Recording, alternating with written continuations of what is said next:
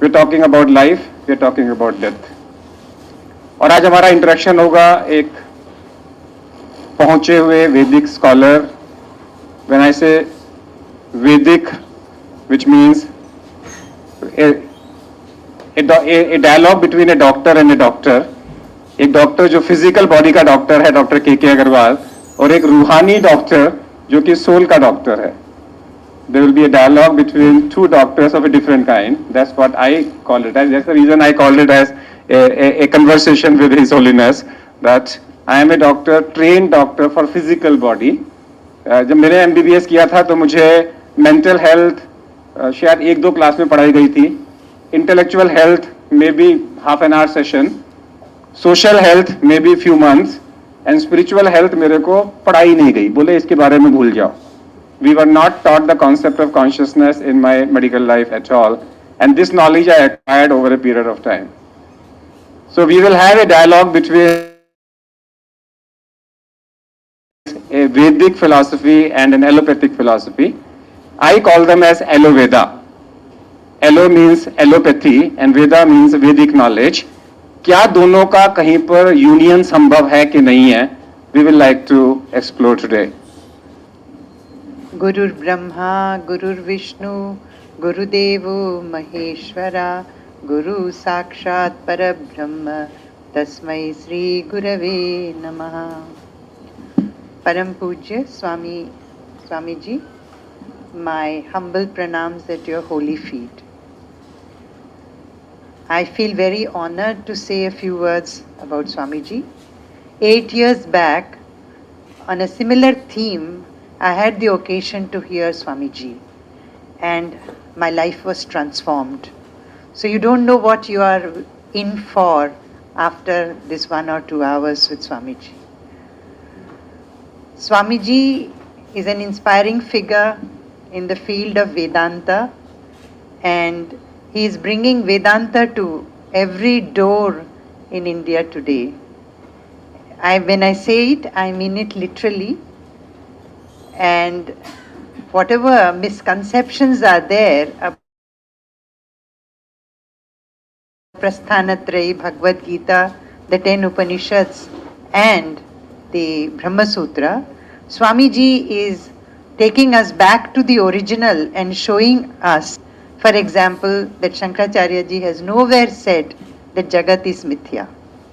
This has been a very, very big mission on which Swamiji has been all his life almost, and much more intensely last 30 to 35 years. And I think it is bearing its fruits, because somewhere Vedanta has gone into oblivion, or people thought it's something they cannot follow, because what they see, if it is told to them that is illusion, it's very difficult to digest. But this is not what Shankaracharya ji has said, and this Swamiji brings out very, very clearly from the commentaries of Shankaracharya. Besides this, what we all have learnt from Swamiji is from his personal way of living. He's a preceptor, and I'll give you one little example, because this is an audience consisting of doctors. Swamiji sits on the floor and eats, and he says that's the best posture to follow. We can all vouchsafe that, because we using Western toilet and standing kitchen for women has made it very easy for people to make lot of money with knee surgeries today. None of us are able to use our knees properly by the time we are in our 50s. This is just a simple example to show how, if we follow the Vedas to the letter, our lives will be more happy. This is what Swamiji says. Now, I'll just mention 2-3 things. I don't want to stand between you and Swamiji, but Swamiji has, over years, through his conversations with people, come out with a few books. And the first one was Foundations of Dharma, which was first published in English, but it has been published in Hindi, Tamil, and soon it will be out in Malayalam, and probably in Russian and German too. Similarly, his book Vedant Prabodh is a text on Vedanta of a very, very special type, exactly in the tradition of Shankaracharya, based on the commentaries of Shankaracharya. And this book has been first written in Kannada, translated into Hindi, and now translated into Malayalam. Soon it will be out in Tamil. Another book which has been brought out recently is a bhashya, a commentary on the Chatusutri Brahma Sutra called Sreyaskari. And this has been engaging the attention of scholars and sannyasis, and lot of discussion is taking place on that. And soon this book will also come out in English. So, and there are still two other books. One is in Kannada, The Life of a Mahaparivrajaka Shankaracharya. And similarly, soon you will see a book on the Srishti Krama, that is the creation, cycle of creation. And this is also very interesting and to link the two systems. So this is another very unique. Is so conversant with science and the modern science and the language. So for many people it becomes much more easy to learn the scriptures because he is able to cite examples from modern science, though he is so well aware of the limitations of its methods. With these words, I would again do my pranams at the feet of Swamiji and leave you with him. Thank you. Swamiji, we are working on a campaign, and that campaign is based on Savitri and Satyavan. We feel medically that Savitri was the one who saved Satyavan in our mythology by reviving a dead person. If it is possible, then medically it is possible to revive after death.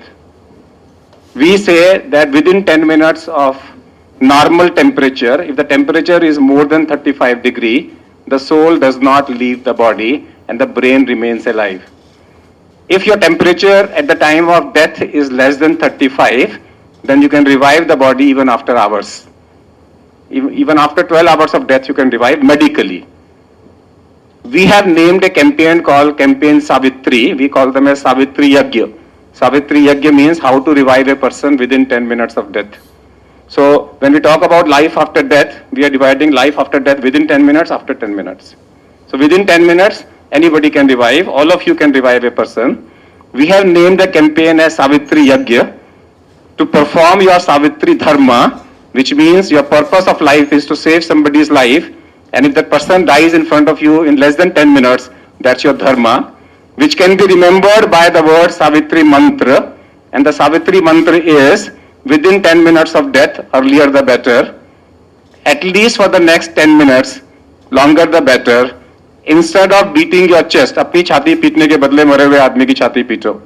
Instead of beating your chest, beat the chest of the person who has died. This can be done by Savitri Asana. Savitri Asana is standing like this. This is Savitri Asana. Using Savitri Mudra, this is Savitri Mudra, and then Savitri Karm. In the center of the chest, compress the center of the chest of a dead person. If you do that, within 10 minutes of death, 80% of life can be saved. So I have created it to remember, and we are training it everybody. And I want Swamiji to inaugurate this session by just giving a pose as if Swamiji is also saying is कि मरे हुए आदमी को जिंदा कर सकते हो.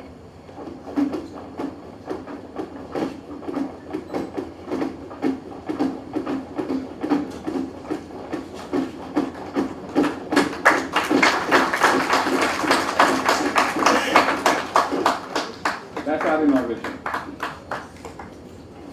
I personally feel this might have been what Savitri did to Satyavan and when she was fighting with Yamraj.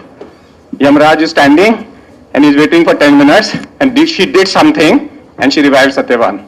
Satyavan was a person who had a history of a possible sudden cardiac death. He was a heart patient as per mythology. And I feel this is at least something. First 10 minutes of death we have conquered.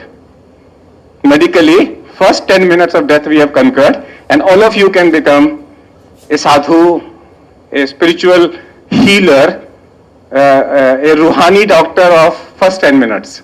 a Ruhani doctor of first 10 minutes by reviving a particular person. Now I'll hand it over to Swamiji to give his discourse, and then my discussion with him will be on certain aspects.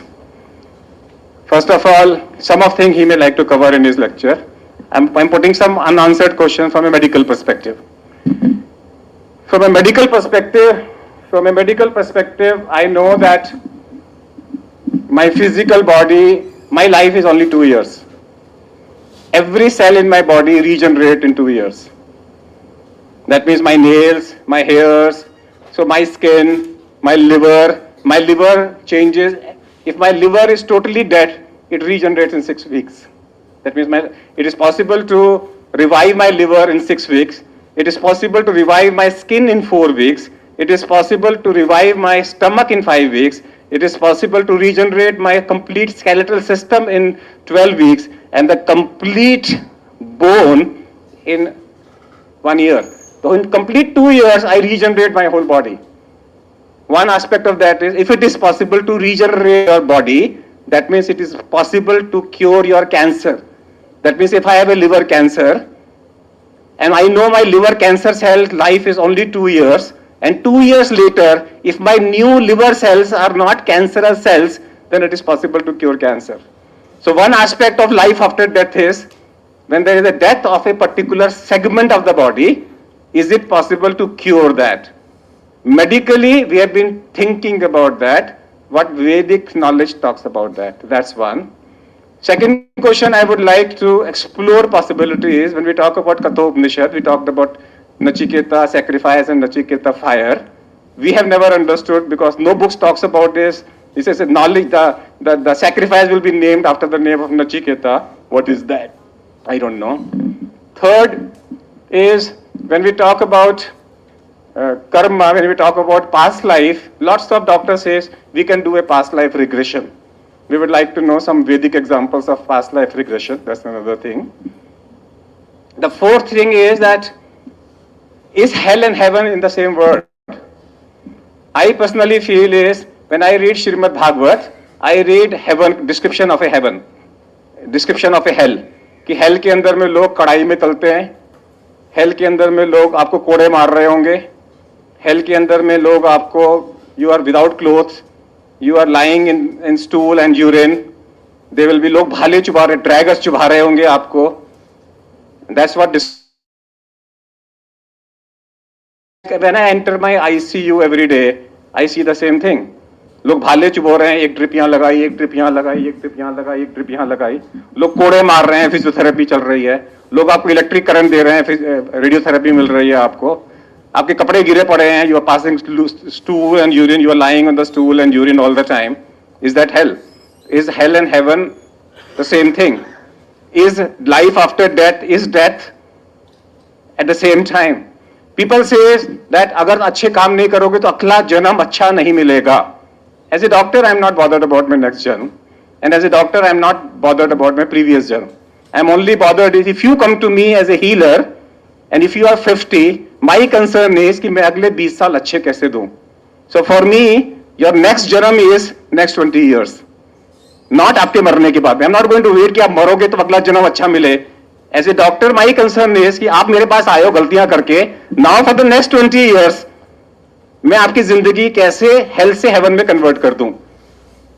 उसको करने के लिए as a medical doctor आप मेरे को क्या knowledge देंगे कि मैं उसको इनकॉर्पोरेट कर सकूं मेरी प्रैक्टिस में, ताकि मेरे पेशेंट्स आज से अपनी हेल्थ की जिंदगी से हेवन में जा सकें, और उनका जो फ्यूचर बर्थ है, that means birth from tomorrow, आज रात को जो मर जाएंगे कल सुबह जब पैदा होंगे, तो for me my future birth is from tomorrow. How to improve that? These are some of the questions which I will be interacting with him to get some answers, so that we can incorporate some of his Ruhani powers into our medical practice, so that we can become a good medical healer, not a doctor. That will be the way, Swamiji, I would interacting with you after your discourse. So all yours, Swamiji, and bye-bye.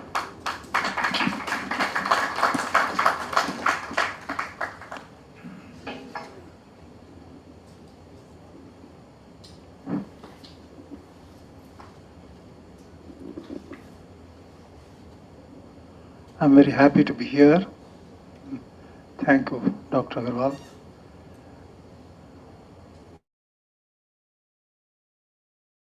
When I arrived here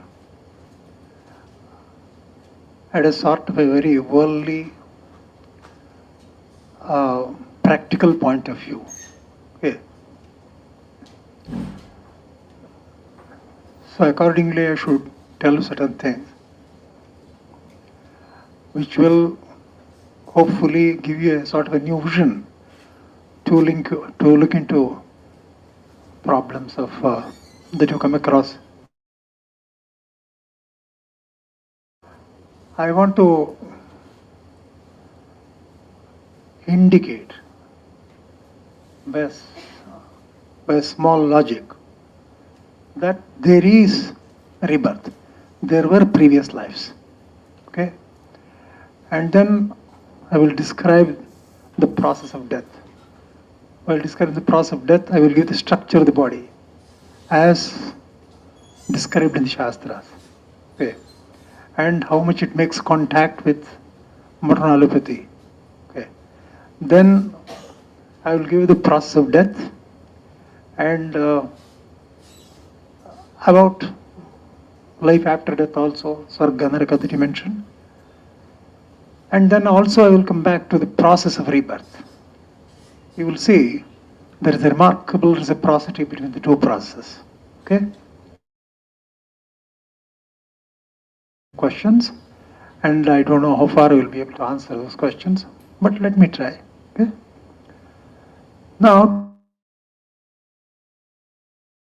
first note that there must have lapsed previous lives also for each one of us. Because there are too many ideas, I will be, without sacrificing clarity, I should like to be brief. Okay?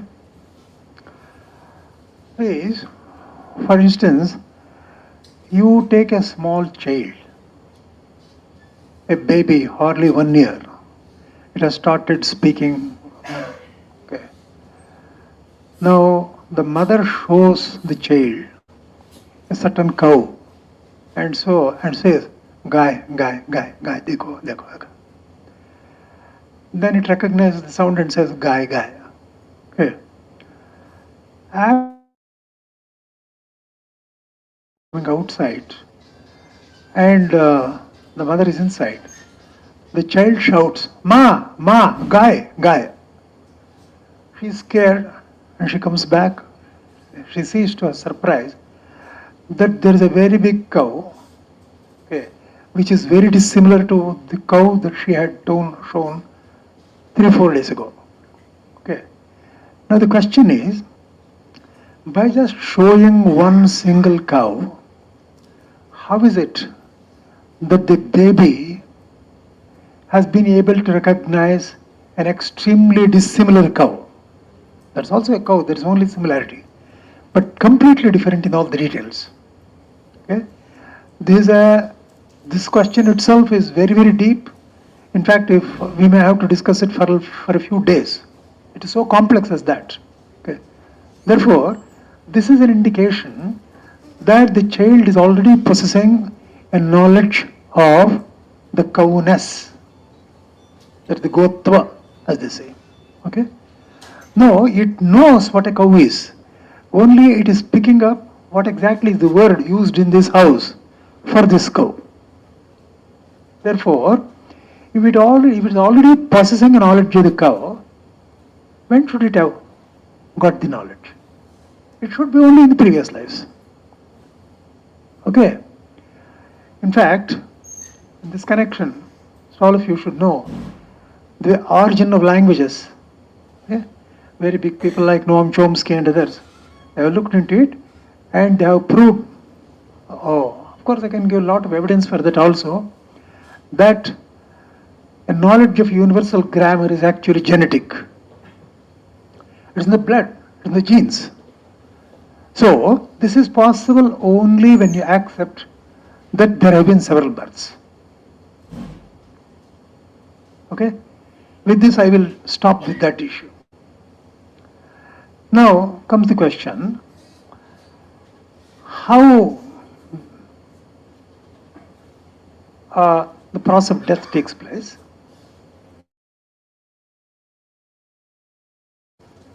Okay. This body that you see, the gross body, is called Sthula Sharir, and this body is